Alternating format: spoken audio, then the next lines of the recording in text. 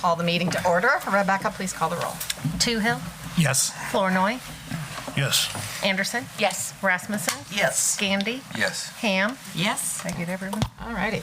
Are there any changes to tonight's agenda, Council? I would like you to remove out of the bills an item for a memorial plaque that the airport wants to put up. Make it as a separate motion. Should we do that in the consent agenda portion, or you want to do that right now? Go ahead. I think removing that Okay. out of the bills is fine. Okay, so we'll remove that. Is there a second to that, actually? I should say that, because that was a motion. Second. Okay. Any discussion? Not, After we go through that. okay. Go ahead and call the roll on that. Flournoy, Here. Gandy, Yes. Ham, Yes. Rasmussen, Yes. Anderson, Yes. Toohill. Yes. Okay, now we'll move on to the consent agenda. Approval of the minutes of the December 12th, 2022 council meeting. Approval of the minutes of the December 27th, 2022 special council meeting. Approval of the December 23rd, 2022 payroll in the amount of $124,784.92. Approval of the January 6th, 2023 payroll in the amount of $129,956.40. Resolution authorizing funds transfers. Acceptance of the Arbor Committee minutes. Acceptance of the Housing Task Force Committee minutes. Resolution of employment in the Park and Recreation Department. Approval of liquor license for Flamingo Lanes. Hy-Vee Meeting Room, and Hy-Vee C-Store. Fairfield Fast and Fresh. Apparently there's ownership changes. Approval of ACH payment to Iowa Department of Revenue in the amount of $13,766.17. Approval of special claims, it's for a Visa bill in the amount of $4,853.30. And total claims in the amount of $600,641.54. And that is without that, 335. yeah, 335 that we just spoke about. And we have one bill over $75,000 to Northway Corporation of $219,044.41, and that was for pump service. Move to approve consent agenda. Second. Moved by Gandy, second by Flournoy. Any discussion? Not, please call the roll. Gandy. Yes. Flournoy, Yes. Toohill, Yes. Rasmussen, Yes. Anderson. Yes. Ham. Yes. Okay, we'll move on to public forum and appearances. We got to do that last bill.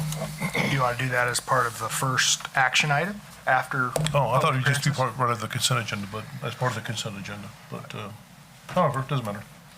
Well, I'm confused. You took it out, so do you want to explain what the situation is? So there. Yeah, go ahead. So the airport submitted an invoice for a memorial plaque to be installed somewhere at the airport at a cost of $335. So like our retirement plaques, we can't pay for with tax dollars. I didn't think that would be an appropriate expense. So I put a call into the auditor's office after I talked to Aaron, who was, and Rebecca, I guess, also put a call into our auditor. So I didn't get a call back, but the auditor for the city said it was a gray area, and I don't have I've got the email right Can you here. read the email? So Dustin, our auditor, responded back. He said, it's a bit of a gray area. If the city believes that this plaque purchase meets public purpose, then it would be an allowable purchase. However, if the purchase is approved, it would be a good idea to document in the city council minutes how the city determined that this purchase met public purpose. If the determination is documented and the rationale appears reasonable, we believe that it would be an allowable purchase. The plaque itself is not going. The difference between the retirement plaque and this plaque is a retirement plaque goes to the individual. This is something for the memorial garden that is out there, and it's representing. It's kind of the city history and recognizing the citizens' involvement in the airport. And this person had a lot of pretty significant impact on the airport, and so the airport board felt that that was something to commemorate them. and that goes into that memorial garden that's out there at the airport. So it doesn't go to somebody individually. It just stays there out at the airport. It stays as a public display. Yes, it is publicly displayed out there. All right. Mr. Morrissey, do you see any reason we shouldn't approve this? Sounds pretty public purpose to me. I would make a motion to approve the plaque. I'll second it. Actually, can we have it worded as I worded the public purpose would be to commemorate city history and citizen involvement who made a significant contribution to our airport. Yeah, Becca's not writing that fast. I'm gonna have to repeat it back to her later. Yes, I motion what he said. Okay, so is the motion on the floor to accept this bill? And I think Flournoy, second Matt Morrison. Rasmussen Yep. seconded. Any further discussion? Not, please call the roll. Anderson, Yes. Rasmussen, Yes. Gandy, Yes. Ham, Yes. Flournoy, Yes. Toohill. Yes. Okay. Okay, now we'll go to public forum and appearances. First up is Darren Hamilton. He has a request for a local option sales tax. Start one this way and start the other one this way.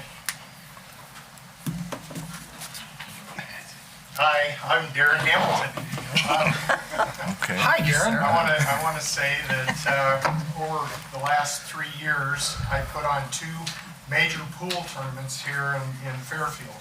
Ones that drew ladies from all over the world to come here to Fairfield and play for a pot of money of a little over $27,000 here. This has been no small feat to try to get this pulled off, because we are Fairfield and we're in the middle of nowhere. And when we have players that come from Scotland and Russia and Finland and Taiwan to come here, it can be a little bit difficult. So I'm planning on having this tournament again beginning March 15th and running to the 19th. Over at the convention center, we have agreements that we're working on right now in order to be able to do that. I've had some support from the mayor in the past. She has housed a couple of the players. The American Inn on the south side of town, a year and a half ago, we sold 22 rooms for the event, and we had people from all across the country, as well as from all around here in Iowa, to come and watch these ladies play. The Civic Center actually had ticket revenues of $3,672 for the event this last year. The very first year we didn't do very well because, again, it's a first-time event in a location that's hard to get to. And so we had a very small crowd, but the year and a half ago, last September, the crowds were fairly good in size. That represents 101 ticket sales and people that came to watch the event, whether they were there for all 4 days or if they were there just for 1 day, whether they bought VIP tickets or whether they just came in and sat in general admission. They came to the event, and I'm hoping that we can at least double that number again this time around, and have the event continue to grow.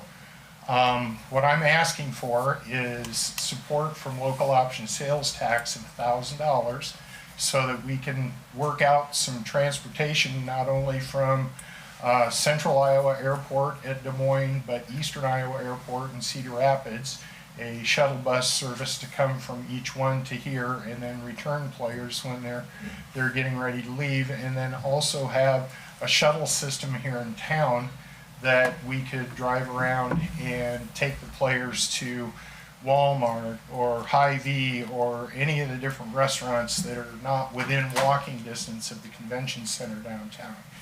Now, some of the players do have their own transportation. They will rent cars at the airports, but as we all know, if we've traveled at all, it's very expensive to rent a car anymore. And if you don't have 3 or 4 people to rent one together, it's almost cost prohibitive. Some of these players are professional players, and that's how they have their income come in. Some are not. They're just like us. They have regular workday jobs, and they do this for the love of the game and because their ability is good enough to be able to have them compete on this world stage. And make no mistake, this is a world stage that we're talking about here in Fairfield, Iowa. So my request again is for $1,000 to be used for offsetting transportation expenses from the various airports to here in Fairfield, as well as transportation around town for the players. Terry Baker's here. She and I have been working on this quite a little bit this time around, and we've got some more ideas, but we're also going to be doing fundraising for the event itself. The total event ran about $16,000 the last time I did it in 2021, I guess. And it's going to be very similar to that again. Some of the expenses have gone up, but I'm looking for any money that I can get to come to the event. If there are people that would like to host one or two of the players here in Fairfield, I would be open for those types of suggestions as well. Like I said, Seven Roses has put up 3 different players, both the times that the tournament was held here. Last September, they hosted Kelly Fisher, who came from Scotland, and that was the second time for Bob and Connie to have her in their home, and I think they enjoyed that very thoroughly. Yep, you have our support. Okay. Well, is there any questions that you guys might have? What's the date of the tournament? The tournament's going to be March 15th through the 19th. Oh, this year. Of this year, yes, coming up. So this would be an exception to the, It would be an exception to your rule of asking in January for the next coming fiscal year for local option sales tax. But I was hoping that maybe you had a little money that was kind of unexpected coming in through local option sales tax, as happens on occasion. I think we do. So, So in light of this being an economic development issue, I would say that I would make the motion to go ahead and approve a $1,000 request. Okay, is there a second? Second. Second by Gandy. Thank you. You've changed sides, I'm confused. Any discussion? All those in favor say aye. Aye. All those opposed, same sign. well, thank you very much. And this last December, I went to Wausau, Wisconsin for the annual players meeting. I was reelected to the board of directors for the WPBA, and I've become the vice president of that board this year. The WPBA is an American-wide organization that was started in about 1993 and has had some meager beginnings. A lot of money was spent on trying to get the gals on ESPN. They kept putting us up against football on Sundays, so it didn't work out all that great. But that was the real purpose, was to bring women and women in pool to the forefront, because when people think of billiard in general, they always think of the men playing snooker or 9-ball, 10-ball, 8-ball, that kind of thing. But the women play as well, if not better in many cases, than a lot of the men. And I've got a real passion for helping the ladies be able to bolster their games, improve what they're doing, increase what they're getting paid when they play, and being able to help improve their lives in general. So, And will you have a fundraiser yeah, I tournament have a one night? trifold set up with different gift levels of 500, 250, and 100, and it describes what you would receive if you donated that type of money to the tournament. That money in turn goes for offsetting all the expenses for the tournament.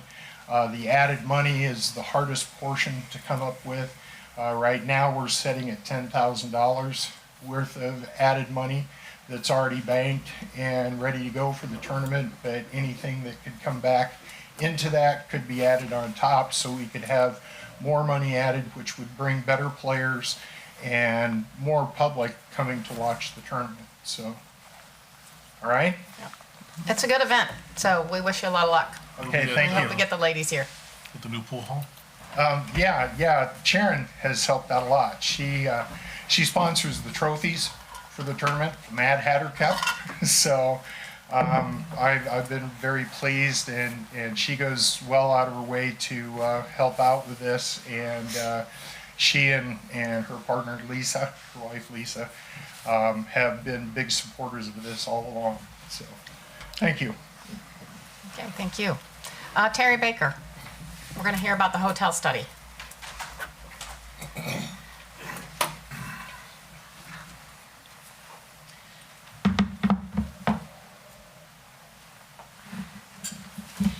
Just a brief thank you for supporting that event, because that is kind of a really unique tourism event that we can have here in the community. I'm here tonight to give you an overview of the recent hotel feasibility study that we recently completed, and kind of go over what that study includes, what its purpose is, moving forward, what we're going to be doing with that.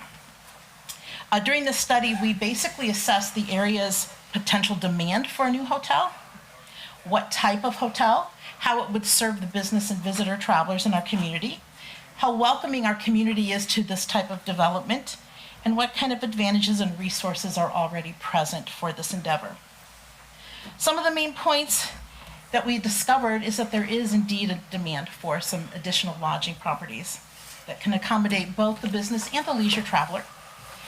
And the other thing that was highlighted in the study was the competitive set that is used by developers in determining if Fairfield is a good location and if this is a economically feasible project for the developer. Let's go back to why we did this study. One of the things that I've noticed over the last year, if not year and a half, was that we had a definite visitor leakage. And this is where we basically have people who are not staying in Fairfield. Maybe they're doing business in Fairfield. Maybe they have friends and family in Fairfield, attending a wedding in Fairfield, those kind of things, but they're staying elsewhere. They're staying elsewhere for a lot of different reasons. Perhaps they're finding a different location that they prefer. Sometimes they're finding that they're spending money in another location, that they're visiting Ottumwa, for example, to do different things there. So they're staying in other locations, which means they're not spending their money here. By stopping this visitor leakage, we have an opportunity to increase that tax base. In fact, this study has recommended that we have the potential of attracting a $7.1 million property development. So that's something that I think is really significant to look at. It also will open us up to new markets. For example, Grow Fairfield, the Fairfield Arts and Convention Center, and our office have had to turn down numerous requests to establish meetings or conferences in Fairfield because we simply do not have the facilities to handle that. We also find that there was a diversity of lodging was really important that came out of the study. And again, attracting conferences and trade shows and supporting both business, leisure, and group travel. We hired Hospitality Marketers International. This is a company that has been doing this for 40 years. And one of the things that showed in this study was that indeed there was a demand. And within the study, they contained, for example, the competitive set as well as other important criteria that help the developers make an educated decision. Anybody that's going to develop a hotel is going to want to know that they can make it work, that it can make a profit. So the study contains that information for them to review. It'll also show if the market can sustain a successful hotel development and gives all the research that is needed. When we're talking about the competitive set, this is what basically a hotel developer is going to look at in order to determine if they're going to build a hotel. They want to know, is there a demand for new lodging? Is there a supply? Is there a growing supply? Is there a growing demand? What are the current occupancy rates? What are the future projected occupancy rates, as well as the average daily rate? So the competitive set then takes all of that into account so that the developer can summarize that and see if it's something that works for their particular organization. the comparative set the competitive set is made up of all the hotels that are within a certain area, and they're all compared to each other for these different criteria. This is just a basic chart that comes out of the study, and you'll notice that there's several hotels here on the left-hand side. These are the hotels that were identified in the competitive set. Several hotels from Ottumwa, hotel from Fairfield, and also Riverside Casino. That was identified because it was pointed out to us by more than one business in town that this is where they send people to stay when they come in town for business. And again, you'll notice they talk about the age of the property, its occupation performance, what the rates are. This is a study that helps the developer understand what would we need to have as a daily rate in order to be competitive, in order to be successful in our hotel. This is just one of many charts that's contained in the hotel study. I spared you all the other ones. The basic recommendations that came out of this is that the property that they recommend is an upper mid-scale limited service style hotel with a mixture of traditional style rooms and a few suites. They wanted a property that would be flexible enough to attract both corporate, commercial, and social leisure lodging demand. So we want to basically support that leisure traveler as well as that corporate traveler. The interesting thing that was pointed out in the study is a hotel like this would put Fairfield in a position to compete with the Hampton Inn and the Holiday Inn Express and Suites that are both located in Ottumwa. This starts to open up a whole new market for us in terms of attracting people who are traveling to the area regionally that could choose Fairfield to stay instead of Ottumwa. They also recommended that the property be 65 rooms in size. You'll notice that one of the things the study points out, this is not just about adding rooms. This is about adding a certain kind of room to our hotel mix. They recommend a strong brand affiliation. A recognizable brand was something that in their study, as they talked to different members of our community, that brand affiliation was extremely important. And it wasn't so much it had to be a certain specific brand, although some people definitely have their attachments. It was that it had a name recognition was really important. They also recommended the following amenities, such as the swimming pool area, exercise room, complimentary breakfast, the kiosk and convenience store area, and they recommended that there be some parking available for oversized vehicles such as trucks, RVs, and so on and so forth. You'll find, especially with people who are traveling these days, they've got their RVs. Some days they want to stop and get a park, and some days they want to just go somewhere else and get a hotel room. With that, I just want to point out what we're looking at for next steps. Josh Larrabee and I met with the Economic Development Committee and basically received their directive to continue with our prospecting and bringing some negotiations and hopefully some contracts and some potential business to the table. So we are now in that prospecting phase. We're now talking to about 5 different hotel developers and getting their ideas, and we're just in very beginning phases of that, kind of finding out what they need, what other information they need. They're looking for incentives. They want to look at property sites, that sort of thing. And hopefully we'll be able to take it to the other phases as quickly as possible. And with that, that is it. I just summarized 72 pages for you, so you don't have to read the whole thing. But I will let you know if you do have questions. Erin, I'm going to be updating your copy, and so that there'll be one on file with the city. Great. Are there any questions you have at this time?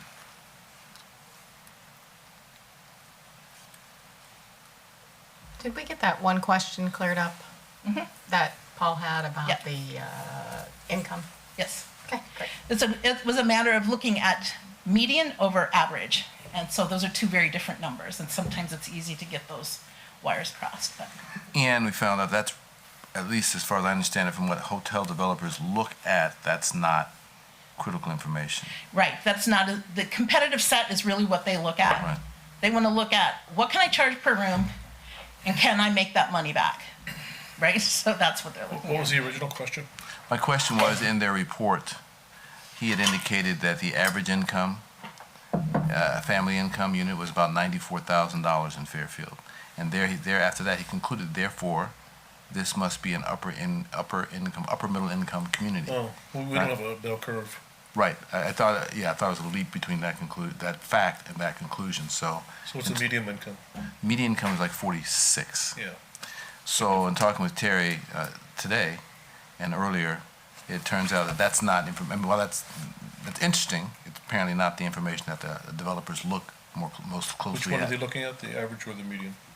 They don't look. I don't think so much to look at either of those figures. Both of them are actually included in the study. They at one point they have the average, another point they have the median. That's in there just to give an overview of what the makeup of the community is like, but it won't be highly relevant in terms of making their final decision. My concern was if he made that to jump to that conclusion, which I thought it was a leap to that conclusion. I wondered what was how valid was the rest of the report. But in reviewing it and speaking with Terry, I think the rest of the information is useful and accurate. Awesome. Thank you very Great. much. Thank you, Terry. No other questions for Terry, I guess? Okay, great.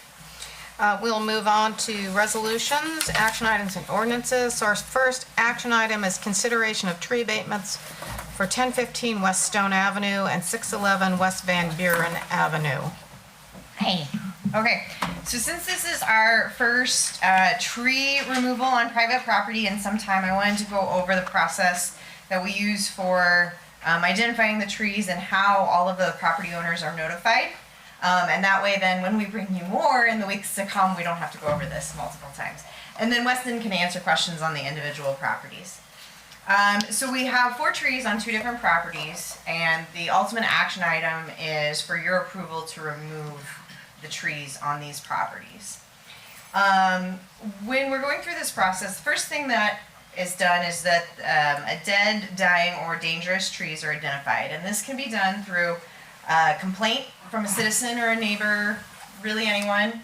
But actually a lot of our stuff is found through city employees, whether it's a street department that's working in the area or water department's working on a meter and they notice a tree or notice something in someone's backyard, or Weston just looking at other stuff. And so that's how a lot of these are identified. If someone other than Weston identifies the dead, dying, or dangerous trees, Weston will go out and take pictures of it. If he has any concerns or questions about the condition of the tree, he'll show it to me. Sometimes we'll kind of ask around. We'll talk about it with Aaron. We've shown a couple of them to Cassidy, just kind of, off the cuff to say, hey, are we headed in the right direction, that this does not look healthy, look like the way it's supposed to be. If we're all in agreement that the tree meets that criteria of dead, dying, or dangerous, the first thing we do is notify the property owner with a letter. And in that first notice, the section of the city code that says the property owner needs to maintain the tree on private property, that section of code is referenced. And then Weston also does a great job of including pictures of the specific trees that he's pointing out. He does this actually with all of his nuisances, includes a lot of pictures to specifically point out what the issues are. And then in that first letter, they're given a minimum of 3 weeks to contact us. And in contacting us, they don't have to have the work done. We tell them that they have 3 weeks for their due date, but all they have to do is contact us. They have to tell us either, hey, I'm getting it done, or my family's coming for Thanksgiving and they're going to help me get it done. Weston will say, hey, that sounds great, fill out the extension form, and that one is taken care of as far as we're concerned until that tree actually comes down. So pretty much as long as the property owner calls us and works with us, that first notice is where a lot of these stop. And of our first batch, many of the property owners have contacted us. Some of them have been, I'm waiting to get a quote from such and such contractor. So they've been really good. But what I guess we don't accept or what we don't consider forward moving contact us is if they don't contact us at all, if they flat out refuse to remove the tree, argue about the location of the tree. We've had a couple of that. And also argue about the condition of the tree. And particularly related to the condition, but if the tree has, at this point, if the tree has not been reviewed by an independent arborist, we make sure that those trees where us and the property owner have a different opinion, we make sure that the independent arborist gets to review those. As far as independent certified arborists, so Brown Tree Service, who does our tree removal for the city of Fairfield, is a certified arborist. But we don't consider them independent because he has the contract for the city of Fairfield and he has a vested interest in telling us that the tree is dead. Not gonna say he would do that, I'm just saying that makes, in our opinion, he's not independent. So we actually hired an arborist out of Washington, Iowa. He does not have a tree company on the side. We have no other contract services with him, so he's very independent. In fact, the main thing that he does with his certification is things of this nature or doing tree inventories. So he really has nothing in there as far as removing the trees. So we have that independent arborist review them, and they're going to look at much more than Weston and I ever dreamed about trees. And he had gadgets and tools and all kinds of things to look at, the condition of the bark, or is it, is that outer layer of the tree starting to get spongy, it's becoming dying? Looking at hollow spaces in the tree and how deep those hollow spaces are. So he really, in any of the trees, he did a thorough examination of the ones that he looked at. So if at the point where we haven't heard from the property owner or they refuse to cut the tree down, we do give them then a second notice. And this can be anywhere from a couple months to, I think in the cases that we have in front of you, I think they're closer to 3 or 4 months between their first notice and their second notice. Their second notice, again, references the section of the city code, and then it includes pictures. But then it gives them a specific council date that they can come and present to you or plead their case. And for these two particular property owners, we told them this council meeting date. If after tonight you guys agree to have these 4 trees on the 2 properties cut down, we will send them a third and final notice that says on this date, the city's contractor, Brown Tree Service, will remove the trees. You have up until that point to remove them on your own accord. If they do that, they do not have any charges. Although we've incurred expense related to Weston's time, my time, billing, and the arborist, our ultimate goal is to get the tree down. So if they get the tree down, they do not have any, up until Brown Tree Services arrive, they don't have any expense. So we're giving them, I'm trying to emphasize, we're giving them plenty of opportunity to handle this themselves. Excuse me, can I just, Yeah. real quick. In the third letter, do you tell them what it's gonna cost if Brown Tree Service has to come in and? We hesitate just because there can be unknowns. And I mean, we can definitely say a minimum right. cost, but I was just curious, Yeah. because I didn't see any numbers in the first 2 letters. right. And in the 2 different properties, we got an estimate for our purpose and for the discussion tonight. And I want to say there's a $2,000 difference between the 2 properties. So, Yeah, 3 versus 1 tree. well, and I think the locations of them, So, but we did talk about putting that in the third notice of the minimum cost with those. And then, one more quick, so the cost will be on their property taxes, is that how it will be levied? Yep. So, well, we start off by sending them a bill, and then we give them 60 days to pay that bill. And if at that point, then I think we have to give them a second notice. There's a certain process then before it goes on the taxes. But They can't just waive it, put it on the property taxes right away, like sidewalks? I suppose they could. Might be a little easier to do, though. I think we have to have a public hearing. We still have to have a public hearing, but we could avoid the second and third notice because I believe we have to send them certified every time we do that, and so that could save us some. Because if you tell them, I can put on your property taxes and you can pay for it for the next 20 years, they'll say, Yeah. oh, come on in, cut it down. That's true, yep. And I mean, we do allow payment plans on some of, like on water bills, so we can certainly talk about some of that as well, but like, I could see where the property, that would be useful as well. What would you say? The people that I do talk to about it, and they ask about the price difference, I always try to point out that it's gonna be cheaper for them to have somebody independently come in, because we're gonna have some fees and stuff that we're gonna associate with it also. And that helps them make up their mind a lot of times to just go ahead and take care of it beforehand.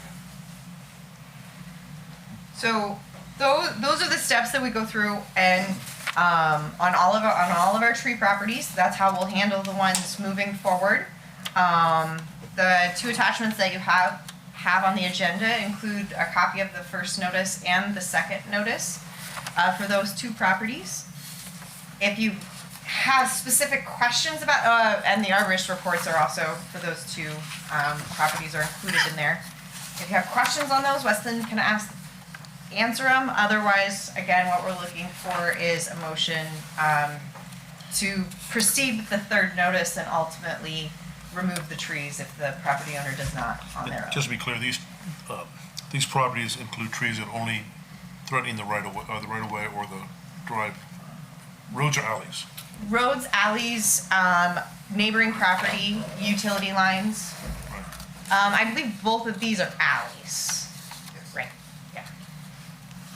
And I don't think I mentioned it, one of our steps in there is we do check the location, because we have received complaints about trees, and as we look at them, they might be a right-of-way tree, so Weston calls up Joe, and Joe puts it on his list of ones to remove. So we do, using the assessor site, so not as accurate as a full survey, but we do check the location to make sure that it's on private property. For the homeowner, if it's a property line tree that's on a power line, if the tree is still alive, the power company will come in and take it down, won't it?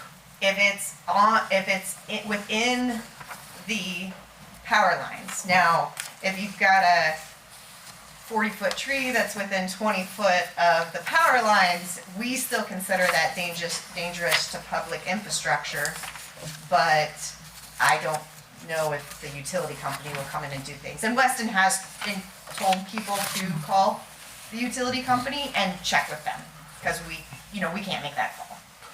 When the power companies bring people in to trim around trees, they just trim around the power line. Well, I know, they just chop them off.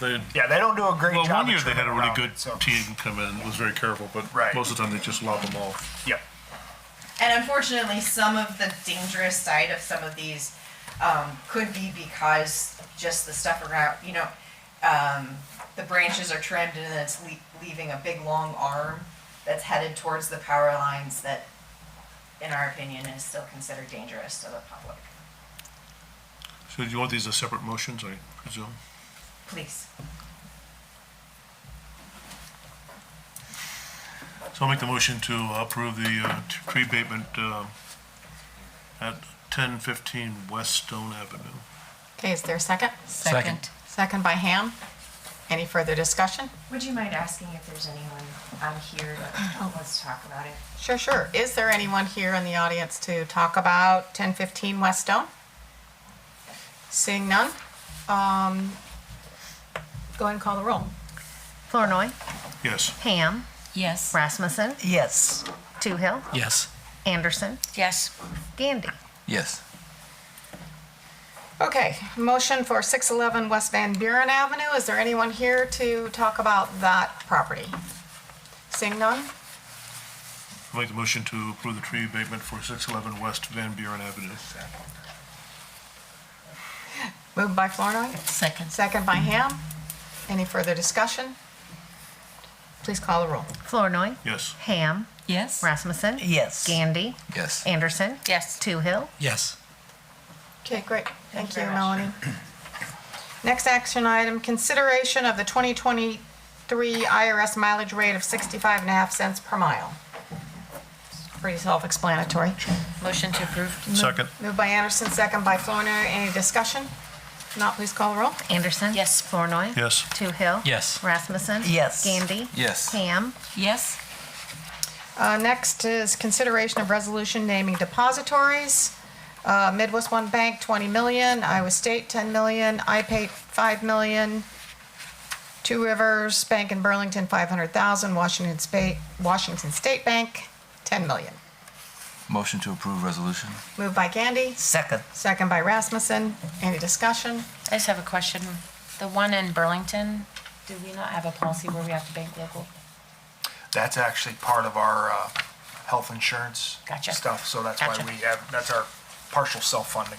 Okay. Any other questions? So yes, we do bank locally. Okay.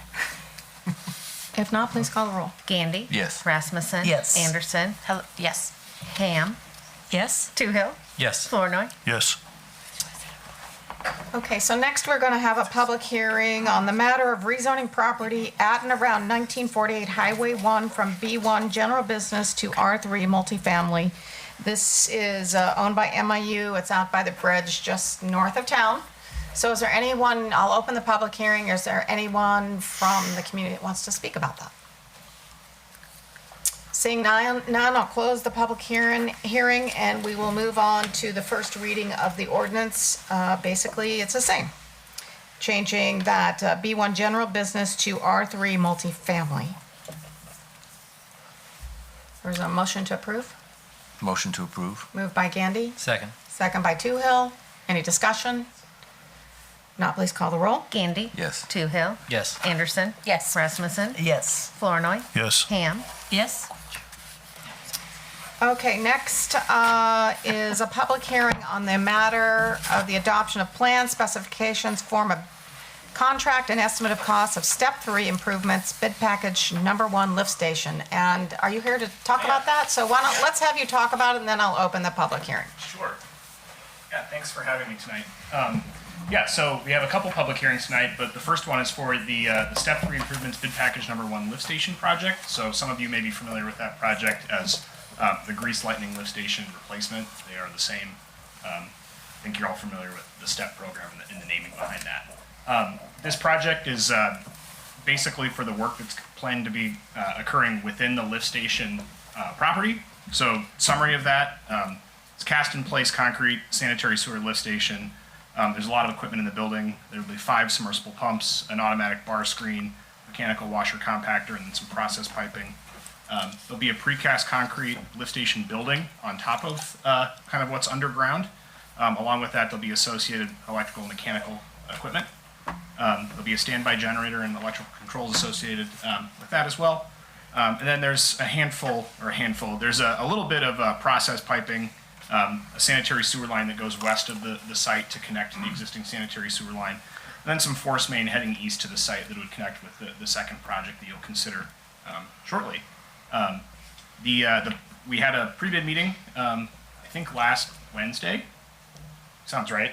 The days were a little screwy last week. I think it was last Wednesday. And we had good contractor interest. I think right now on the plan holders list, we have 7 prime contractors. We're hoping that we'll get at least 3 bids. We have a couple that are pretty interested. Doing our best to drum up as much interest as we can on the project. The construction cost estimate for this project is $5,775,000. And then the bid letting is a week from tomorrow at 10 a.m. in City Hall. You guys have any questions? Okay, no questions. I'll open the public hearing. Is there anyone that wants to speak on this? Seeing none, we'll move on to the resolution. Consideration to adopt plans, specifications, form of contract, and estimate of costs of Step 3 improvements, bid package number 1 for the lift station. And you said the estimate is $5,570,000. Did I write that down right? $5,775,000. No, 700. In the ballpark. Okay. Motion to approve. Okay, moved by Anderson, Second? second by Gandy. Any other discussion? Not, please call the roll. Anderson. Yes. Gandy. Yes. Ham. Yes. Flournoy. Yes. Rasmussen. Yes. Toohill. Yes. Okay, great, thank you. Let's move on to the second resolution then, before I open the public Sure. hearing. Yeah, so the second resolution here is for the second contract associated with the Step 3 project. This has been package 2 for the force main. This project consists of about 10,300 linear feet, so almost 2 miles of 24-inch sanitary sewer force main. And that runs from the lift station building, which is down kind of off Kale Boulevard, all the way east, across Highway 1, and then continuing east down to the Step 1 trunk sewer. So, like I said, almost 2 miles of 24-inch piping. There is a trenchless crossing under Highway 1. It'll be installed within a steel casing. And then a trenchless crossing of the hospital entrance to make sure that traffic will not be impeded during the hospital, or to the hospital during the project. This is a pipe project. We've gotten probably more interest on this one than the lift station, just because there's more local contractors that can do this type of work.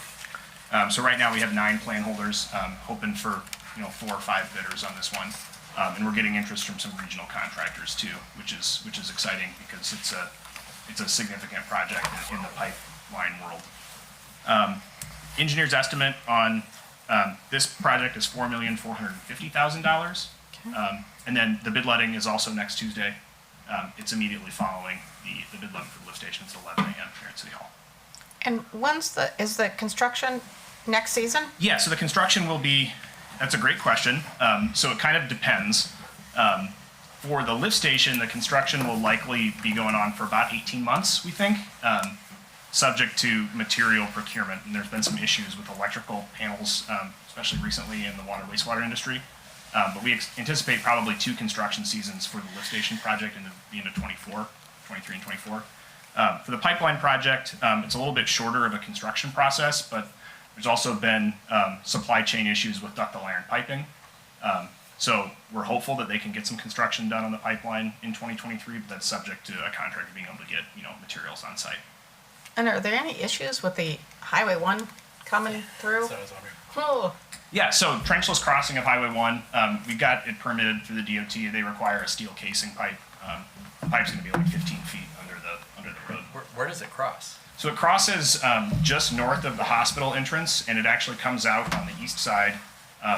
Do you guys remember the snowman that was out there? I don't know if it's still out there. Just to the south of Yeah. Pilot Grove. Yeah, basically just to the south of the bank. Like when we were out there last week, we're like, oh, the snowman's kind of in the way. Hopefully that gets taken down here in the next month or two. But that's generally where the crossing is. okay. Great. Okay, so with that information, I'll open the public hearing. Is there anyone that wants to speak on this project? Seeing none, we'll go to the resolution. Again, the estimate is $4,450,000 for this 2 miles of piping. So is there a motion to approve? Motion to approve. Moved by Gandy. Second. Second by Anderson. Any discussion? Not, please call the roll. Gandy? Yes. Anderson? Yes. Flournoy? Yes. Toohill? Yes. Ham? Yes. Rasmussen? Yes. Great, thank you very much. That was Thank you. helpful information. Next resolution is consideration of legal service agreement for Allers and Cooney. This is again for step 3, and according to the document you have in there, cost should be no more than $10,000.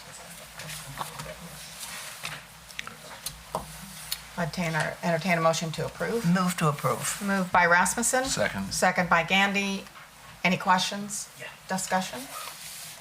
Not, please call the roll. Rasmussen? Yes. Gandy? Yes. Ham? Yes. Flournoy? Yes. Toohill? Yes. Anderson? Yes. Next resolution is consideration of legal service agreement for Morrissey Law. This has to do with reviewing the bid process and contracts at $195 per hour. John, do you want to say anything? I overbid. I used a example form, and it's not the form that Ehlers used, and I just saw about 500 pages of documents on Friday afternoon, and I anticipated if this is anything like step 2, I better bid about half of what step 2 amounted to for me. However, Ehlers has done a lot of the things I did on step 2, so I think probably if Ehlers is saying they don't think they'll spend $10,000 of time on this, I assure you I won't be. So, but I do have to sign off on the documents as far as the city council having done it the way you're supposed to, and so I'll be reviewing what Ehlers does, which I'm usually not in the position to be doing that. They're usually like my big brother. So at this point, USDA will require me to sign that stuff, so you should anticipate, instead of that $195 an hour, at all of the hours that I estimated in there, which was about 2.5 times what Ehlers is estimating. I will not exceed what Ehlers' request is. Okay. So, Can you make that part of the motion? Well, it was documented in the live meeting. It was. yeah, if you approve my proposed agreement, I will be amending it to look more like Ehlers. Okay. It's a USDA form versus a Does it need to be approved before the next meeting? rural utility service form. I don't know the answer to that. Do you need Mel, it do you right know? away? We need it tonight. You need it tonight, all right. So then I would move that the council approve a resolution that authorizes me not to exceed that summarized fee that Ehlers has in their agreement, Okay. under any circumstance. He just Okay. wrote his own motion. He can't make a motion. He's not a member of the council. You can make the motion and just It's a make the motion recommended. to include Was- not to was- exceed $10,000. Was Ayler's 10,000, so all we need to do is change the 25,350 to 10,000, right? Right. Not to exceed 10,000. Not to exceed 10,000. So I will make a motion to accept the proposal with the change of a maximum not to exceed 10,000 rather than the 25,350 that's stated Great. in the proposal. Second. Okay. It's been moved and seconded. Any other discussion or questions? Not, please call the roll. Toohill. Yes. Flournoy. Yes. Rasmussen. Yes. Gandy. Yes. Ham. Yes. Anderson. Yes. Okay, last resolution, and Melanie's coming up. Consideration of resolution approving and accepting easements related to the Fairfield Step 3 sewer project and authorizing related payments. And you'll see those on page 3 of your attachment. Yeah, and we have to get all this done so that we can go out to bids before your next council meeting. So that's why you had the last 2 resolutions and then this resolution. There were 5 property owners that we needed to get additional permanent and temporary easements from. For most of the project, we're staying within existing property. The lift station is staying within existing property. On the west side of Highway 1, we're staying within the existing easement until we get to the hospital. And then, so there is an additional easement with Jefferson County Hospital. And then there is, so the Jefferson County Hospital easement purchase is for $23,280. There is a small purchase from Denny Brown, and that is, it's near the lift station, but it's on the other side of the road of the lift station for $590. Pilot Grove Savings Bank for $3,845. Los Dios for $4,805, and DJHJJG Living Trust, which again is near the lift station but on the other side of the road, for $979, for a total of $33,499 for all of the property that we needed for these 2 projects. And they're all signed and recorded, so we would really like your approval. Is there a motion to approve? So moved. Moved by Anderson, Second. second by Toohill. Any other questions?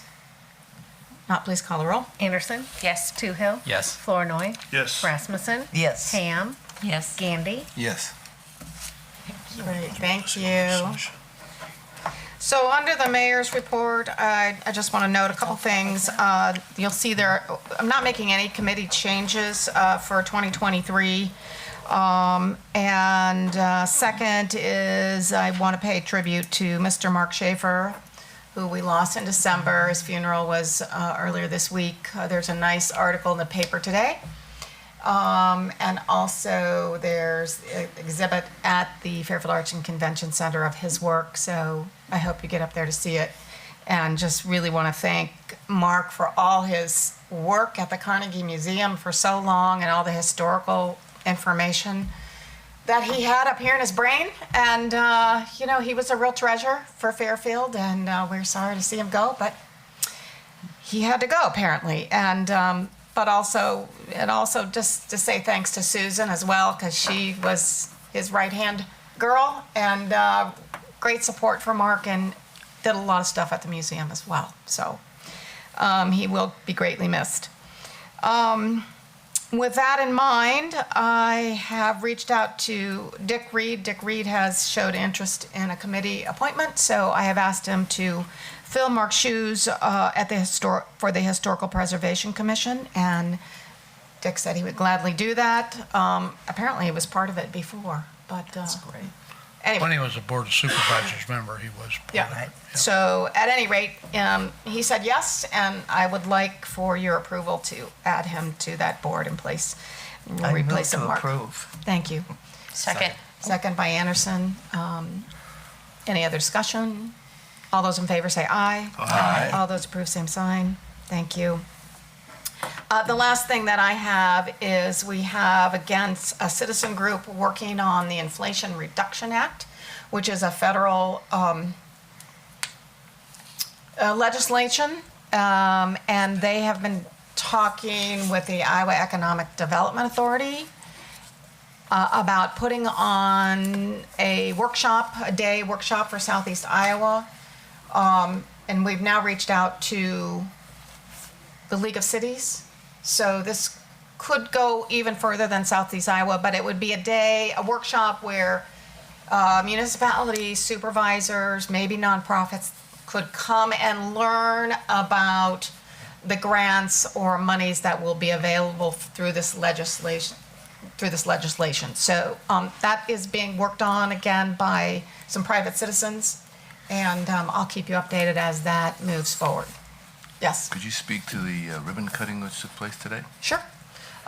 Ribbon cutting for the Cambridge Little Achievers. It was a big crowd there, and a really nice event. And they are soon to open on January 16th. They got a staff of 11, I think they said. And, it's a real win for Fairfield. So, I think any other comments? you would well see what the city invested $280,000 to.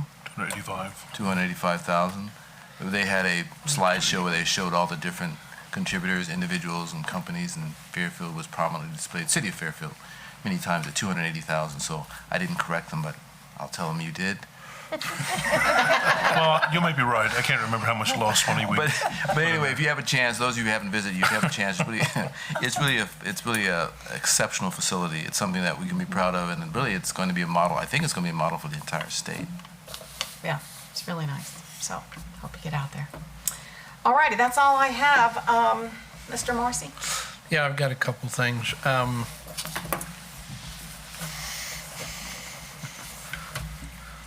I added one after Darren Hamilton was speaking about the Women's Professional Billiards League, and I just want to mention that Sharon at the Mad Hatter has been arm in arm with Darren ever since they got started on this kick 3 years ago.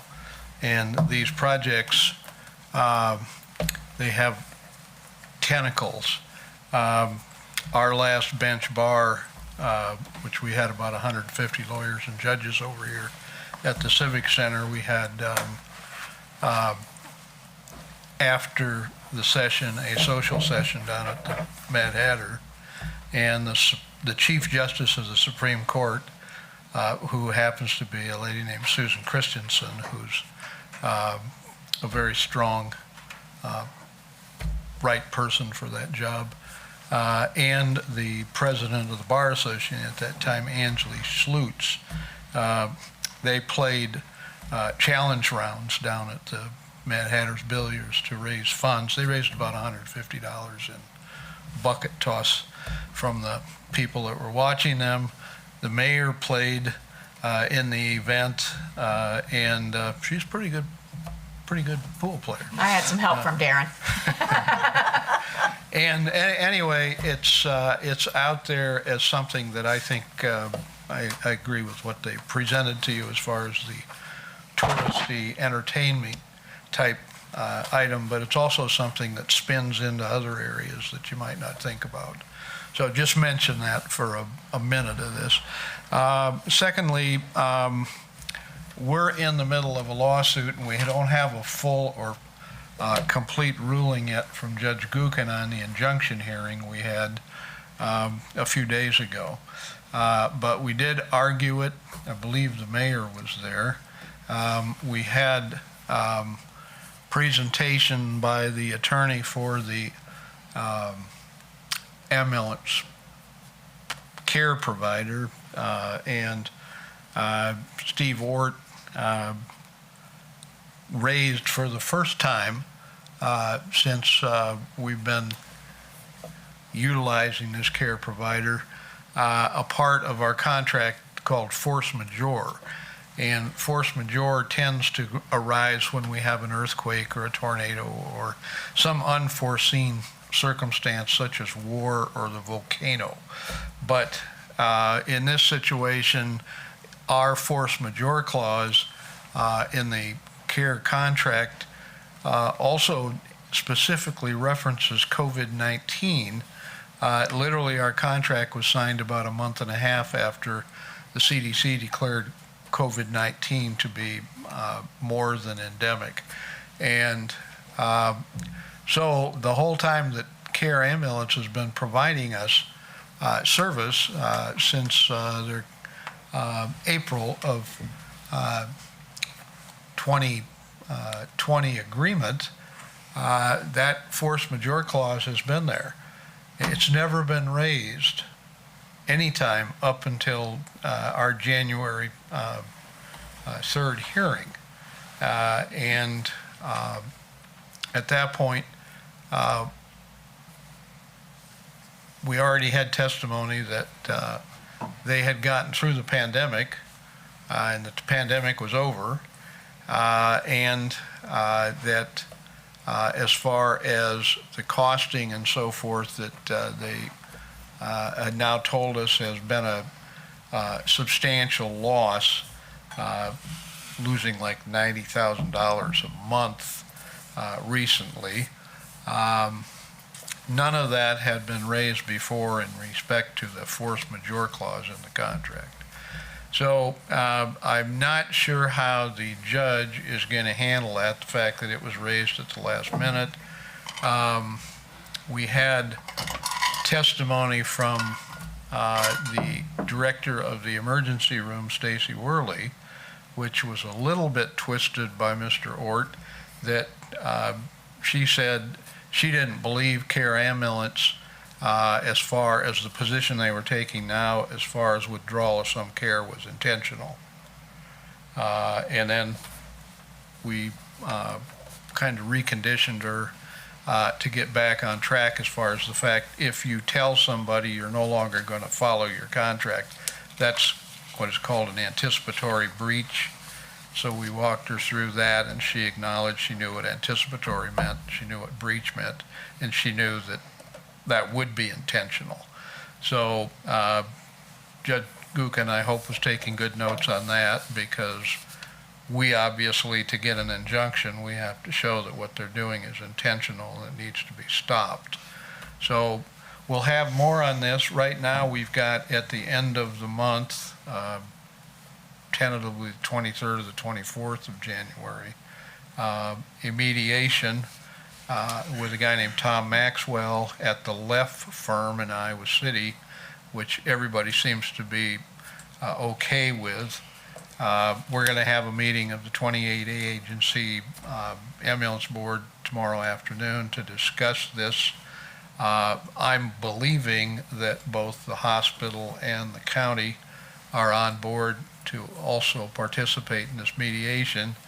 And we'll probably be talking over things in closed session about what we hope to accomplish at the mediation, both as to continuing the service that we expect under our existing contract, but also where are we going to land October 1st when this contract ends, and even if the judge would extend our present injunction,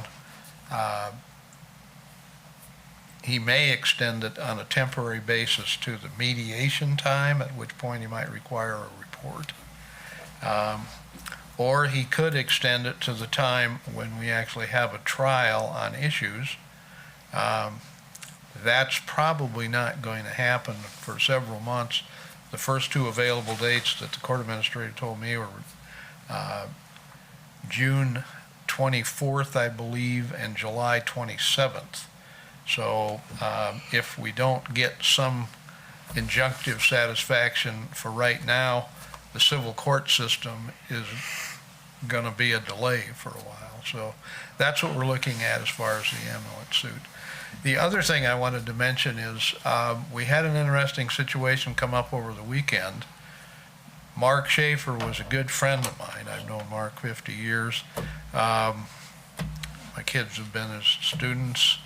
I've been in a group with Mark that actually bends our elbow once in a while, and Mark was an enjoyable person and a very brilliant guy. Mark's family asked to be allowed by the museum board to go through the museum and possibly remove some of Mark's things as family keepsakes and so forth.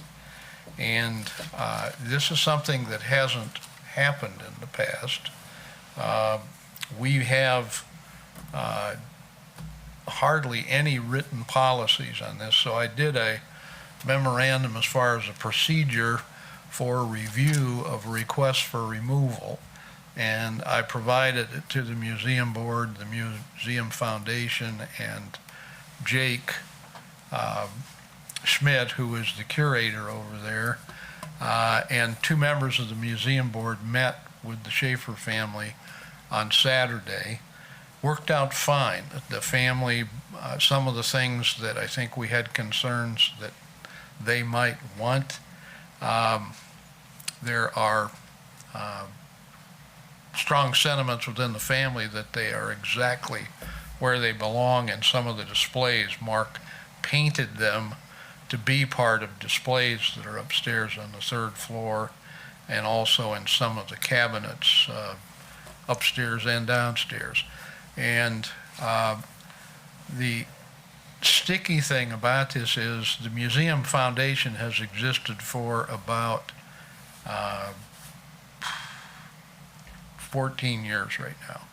And the museum foundation has followed a bunch of examples of documentation that are used by the Greater Jefferson County Foundation.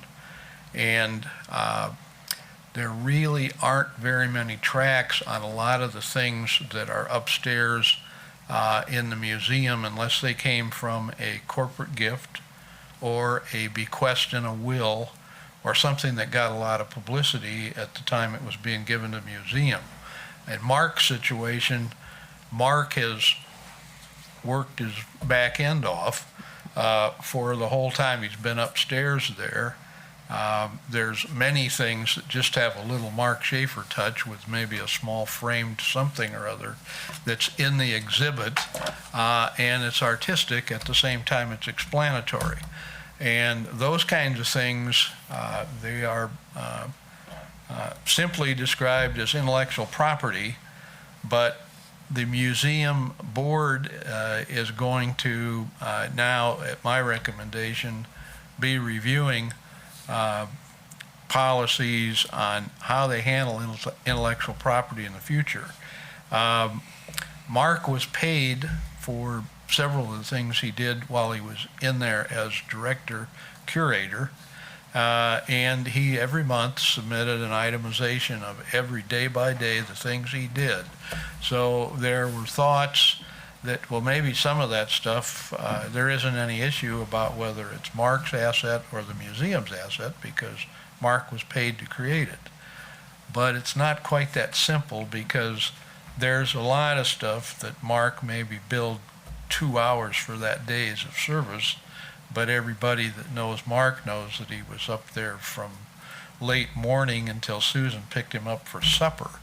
And so there's a lot more Mark invested in the place than probably gives rise to whoever the treasurer is for the museum board, or the treasurer is for the foundation that we're paying those bills of Mark's.